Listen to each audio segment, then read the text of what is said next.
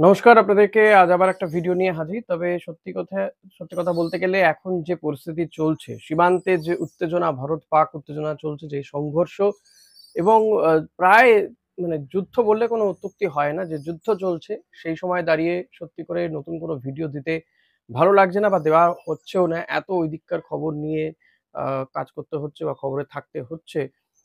গতকালও আমি একটা লাইভ করেছিলাম বিপিন সিংকে নিয়ে। যদিও সেই লাইভটাতে আমি আরেকটা ইনফরমেশন দেওয়ার ছিল কিন্তু ভুলে গিয়েছি ইনফ্যাক্ট। তো সেটাই আবার আজকে দেওয়ার জন্য ভিডিওটা করা। বিপিন সিং ইস্ট বেঙ্গলে আসছে মোটামুটি আপনাদের সবারই জানা হয়ে গিয়েছে। যারা জানেন না তাদের জন্য আরেকবার একটু ছোট্ট ছুঁয়ে যাচ্ছি যে বিপিন সিংকে নেওয়া হচ্ছে এই রাইট উইঙ্গারকে এবং এটা নিঃসন্দেহে ইস্ট বেঙ্গলের জন্য ভালো খবর। বয়স ৩০ বছর সেটা একটা ফ্যাক্টর বাট আমি বলব যে এটা বিরাট কিছু বিষয় নয়। বিপিন সিং এলে ইস্ট বেঙ্গলের শক্তি বাড়বে। অন্তত রিজার্ভ বেঞ্চ অনেকটা স্ট্রেংথফুল হবে এটা বলার অপেক্ষা রাখে না। এরপরে হচ্ছে আরেকজন ভারতীয় ফুটবলার তাকেও ইস্ট বেঙ্গল আ নেওয়ার ক্ষেত্রে অনেক দূর এগিয়েছে, কথাবার্তা হচ্ছে, তার দিকে নজর রয়েছে। এই ভারতীয় ফুটবলারটি হচ্ছে হার্ডি নংব্রি। ভারতীয় মিডফিল্ডার।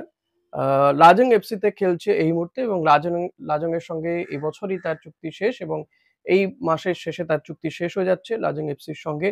আই লিগে খেলা এই প্লেয়ারটি যথেষ্ট তার আকর্ষণীয় রেকর্ড রয়েছে এবং খুব ভালো পাহাড়ি এই ফুটবলার। দেখুন যে যেটা বলব যে থাংবই সিংটো যেহেতু এসছে ইস্ট বেঙ্গলে ফুটবল ডিরেক্টর রয়েছে তো প্রচুর পাহাড়ি ফুটবলার এবার কিন্তু ইস্ট বেঙ্গল শিবিরে আসবে। ইস্ট বেঙ্গলের নাম লেখাবে সেটা বলার অপেক্ষা রাখে না। ১৭ ম্যাচে ২ টো গোল রয়েছে, ৫ টা অ্যাসিস্ট রয়েছে এই হার্ডি নংব্রি। আ এবং এই ফুটবলারটির দিকে কিন্তু এই মিডফিল্ডারটির দিকে ইস্ট বেঙ্গলের নজর রয়েছে। এই ভারতীয় মিডফিল্ডারকেও যদি নিতে পারে ইস্ট বেঙ্গল, নিঃসন্দেহে ইস্ট বেঙ্গলের স্ট্রেংথ বাড়বে। অস্কার বুজো তিনি আসার পরেই এবং তিনি যে নতুন সিজনে যে টিম তৈরি করতে চাইছেন সেখানে ভারতীয় ফুটবলার, কম বয়সী ফুটবলার এবং যার লোড নেওয়ার ক্ষমতা রয়েছে, দৌড়তে পারে, প্রচুর দৌড়তে পারবে, এমন ফুটবলারকেই কিন্তু টার্গেট করতে বলা হয়েছে। কারণ আমরা দেখেছি যে অস্কার বুজো মাল্টিপল পজিশনে খেলতে পারে এবং উপর-নিচ করে খেলতে পারে এমন ফুটবলারদেরকেই কিন্তু সিলেক্ট করেন বা তাদেরকে মাঠে রাখার চেষ্টা করেন। তো সেটাকে মাথায় রেখেই এই ফুটবলার বাছাই চলছে। এর পাশাপাশি যেটা বলব বিদেশি নিয়ে এখনো পর্যন্ত ইস্ট বেঙ্গলে একজন বিদেশি কিন্তু একেবারে বলা যেতে পারে যে কনফার্ম হয়েছে সেটা হচ্ছে মিগুয়েল ফিগুয়েরো। এটা ছাড়া আর তেমনভাবে কনফার্ম কোনো বিদেশি হয়নি কিন্তু বাকি অনেকজনের সঙ্গে কথাবার্তা হচ্ছে। এই সিজনে ইস্ট বেঙ্গল শোনা যাচ্ছে মিনিমাম ৪ থেকে ৫ জন বিদেশি ফুটবলারকে ছাঁটাই করবে।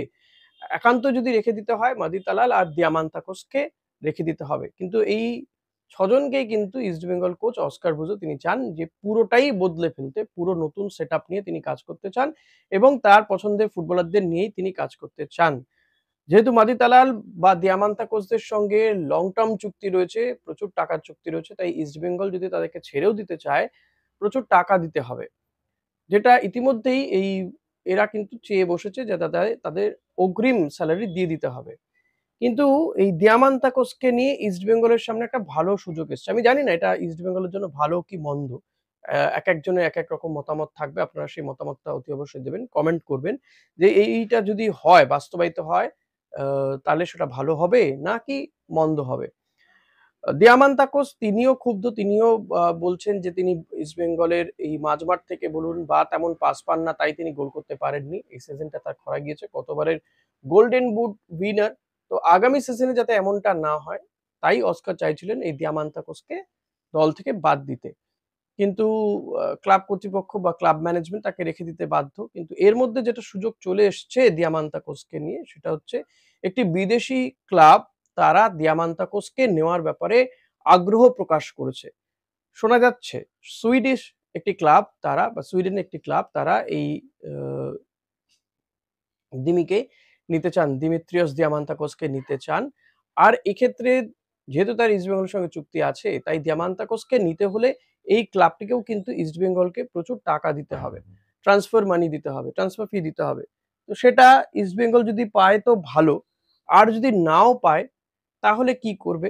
কারণ হতেই পারে যে তাকে এত ট্রান্সফার ফি দিয়ে নিতে অনেক ক্লাবই চাইবে না। কারণ সে ফর্মে নেই।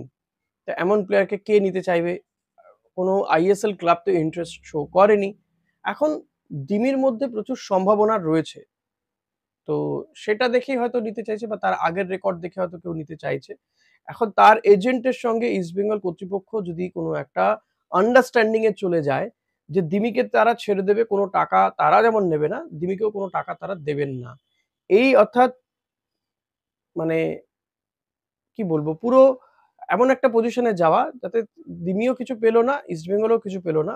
অর্থাৎ দু তরফের একটা আন্ডারস্ট্যান্ডিং এর মাধ্যমে এবং সহমতের ভিত্তিতেই কিন্তু দিমিকে ছেড়ে দেওয়া হলো। একেবারে ফ্রিতে বলা যেতে পারে। এমন যদি হয় এবং যদি সেটা দিয়ামান্তাকোস যদি রাজি থাকে এইভাবে চুক্তিটাকে ভাঙতে, তাহলে কিন্তু ইস্টবেঙ্গলের কাছে একটা বড় সুযোগ যে দিমিত্রিয়স দিয়ামান্তাকোসকে ছেড়ে দেওয়ার।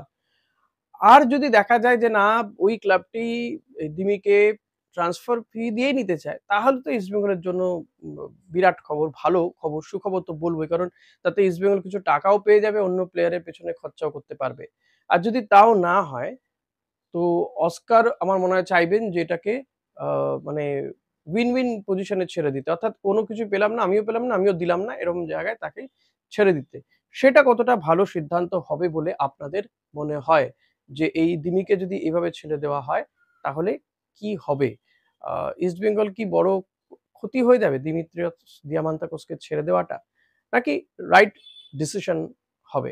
সেটা আপনারা অতি অবশ্যই কমেন্ট করে জানাবেন। ভিডিওটা ছোটই করলাম। ভালো লাগলে লাইক, কমেন্ট, শেয়ার করবেন। আর কমেন্টটা তো নিঃসন্দেহে করবেন। চ্যানেলে নতুন হলে সাবস্ক্রাইব করতে ভুলবেন না। আমি যুদ্ধ নিয়ে মাঝে মধ্যে ভিডিও দিচ্ছি। প্লিজ সেগুলোও দেখবেন। আমার আরেকটা চ্যানেল রয়েছে অরিন নিউজ। সেখানেও বেশ কিছু খবর দিই। যদিও একটু সেটা পলিটিক্যাল খবর থাকে, যুদ্ধের খবরও থাকছে। তো প্লিজ সেই চ্যানেলটাও সাবস্ক্রাইব করে নেবেন। Thank you.